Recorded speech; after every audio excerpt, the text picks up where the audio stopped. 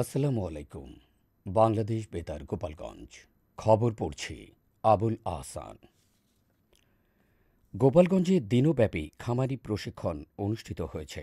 গতকাল জেলা প্রশাসক মোহাম্মদ কামরুজ্জামান জেলা প্রাণী সম্পদ কার্যালয়ের সম্মেলন কক্ষে তীব্র তাপপ্রবাহ এবং গ্রীষ্মকালে গবাদি পশু পাখির যত্ন ও খাবার ব্যবস্থাপনার শীর্ষক এ কর্মশালার মুখ্য আলোচক হিসেবে উপস্থিত ছিলেন জেলা প্রাণী সম্পদ কর্মকর্তা গোবিন্দচন্দ্র সরকার, সদর উপজেলার নির্বাহী কর্মকর্তা এম রকিবুল হাসান ও খামারিরা এ সময় উপস্থিত ছিলেন।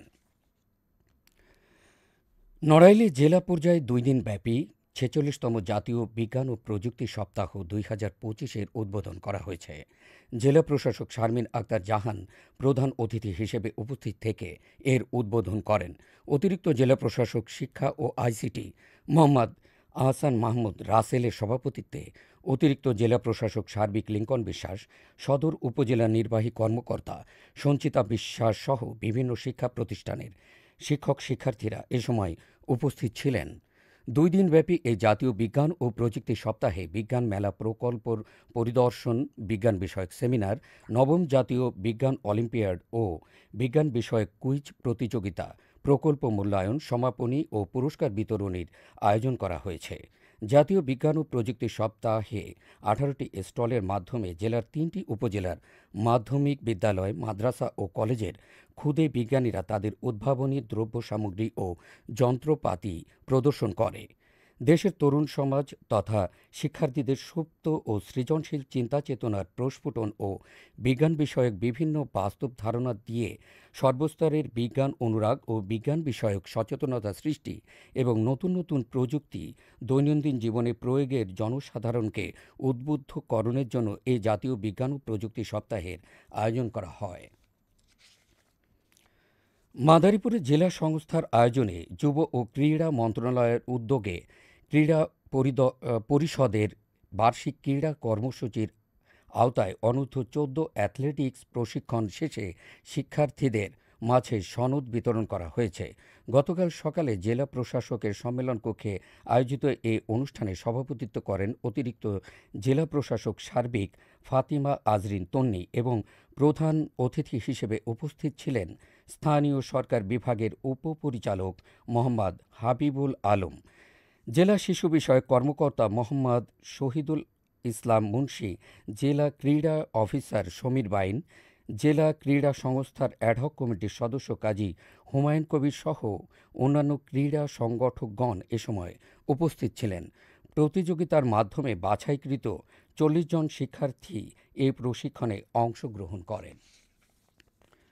নড়াইলে বাংলাদেশ কিন্ডারগার্টেন অ্যাসোসিয়েশন নড়াইল জেলা শাখার আয়োজনে বৃত্তি প্রদান এর সনদ ২০২৪ ও সাংস্কৃতিক অনুষ্ঠান গতকাল নড়াইল জেলা শিল্পকলা একাডেমি অডিটোরিয়ামে অনুষ্ঠিত হয়েছে।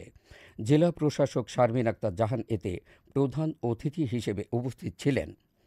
বাংলাদেশ কিন্ডারগার্টেন অ্যাসোসিয়েশন নড়াইল জেলা শাখার সভাপতি সালেহা পারভিন রচি এর সভাপতিত্বে জেলা প্রাথমিক শিক্ষা অফিসার মোহাম্মদ জাহাঙ্গীর আলম, সদর উপজেলা নির্বাহী কর্মকর্তা সঞ্চিতা বিশ্বাস ও বাংলাদেশ কিন্ডারগার্টেন অ্যাসোসিয়েশনের মহাসচিব মোহাম্মদ মিজানুর রহমান সরকার সহ বিভিন্ন কিন্ডারগার্টেন এর শিক্ষক শিক্ষার্থীরা এ সময় উপস্থিত ছিলেন। গোপালগঞ্জ সদর উপজেলার উলপুর ও নিজড়া ইউনিয়নের মোল্লাকান্দি ও রাউতখামার এলাকায় গতকাল পাখি শিকার বন্ধে মোবাইল কোর্ট পরিচালনা করা হয়েছে। বিভিন্ন প্রজাতির দেশীয় পাখি শিকার ও বিক্রয়ের অপরাধে বন্যপ্রাণী সংরক্ষণ ও নিরাপত্তা আইন এবং বাংলাদেশ পরিবেশ সংরক্ষণ আইন এর অধীনে ৩টি মামলায় মোট ২০,০০০ টাকা অর্থদণ্ড প্রদান করা হয় এবং একজন পাখি শিকারীকে ৭ দিনের বিনাশ্রম কারাদণ্ড প্রদান করা হয়। গতকাল ভ্রাম্যমাণ আদালত পরিচালনা করেন নির্বাহী ম্যাজিস্ট্রেট মোহাম্মদ রাসেল মুন্সি। ফরিদপুরের সদর উপজেলায় অপারেশন ডেভিল হান্টে রুবেল শেখ নামে এক যুবককে গ্রেপ্তার করেছে পুলিশ। রুবেল শেখ এলাকায় ভূমিদস্যু হিসেবে পরিচিত। তাকে রাষ্ট্রদ্রোহী মামলায় গ্রেপ্তার দেখিয়ে গতকাল দুপুরে আদালতে পাঠানো হয়েছে। এর আগে গত শুক্রবার রাতে উপজেলার আটকচর ইউনিয়নের তালতলা বাজারে অভিযান চালিয়ে তাকে আটক করে পুলিশ। সদরপুর থানার ভারপ্রাপ্ত কর্মকর্তা মোহাম্মদ নাজমুল হাসান বিষয়টি নিশ্চিত করে বলেন, রুবেলের বিরুদ্ধে একাধিক অভিযোগ রয়েছে। এসব অভিযোগের কারণে ডেভিল হান্ট অভিযানে তাকে আটক করা হয় এবং পরবর্তীতে রাষ্ট্রদ্রোহ মামলায় গ্রেপ্তার করে তাকে আদালতে পাঠানো হয়েছে। এবারে কৃষি সংবাদ।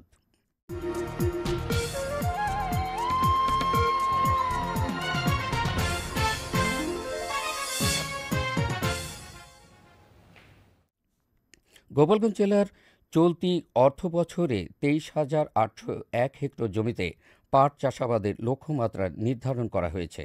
জেলা কৃষি অফিস জানায়, এবছর উৎপাদনের লক্ষ্যমাত্রা নির্ধারণ করা হয়েছে 45,602 মেট্রিক টন। সবশেষে আবহাওয়া।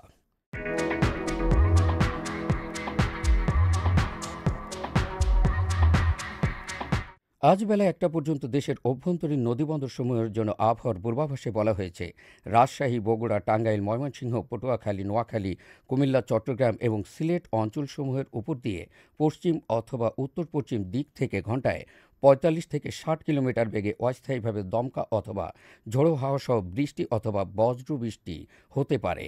এসব এলাকার নদীবন্দরসমূহকে 1 নম্বর সতর্ক সংকেত দেখাতে বলা হয়েছে। খবর শেষ হলো। আমাদের পরবর্তী খবর প্রচারিত হবে সকাল 10টা বেজে 30 মিনিটে বাংলায়।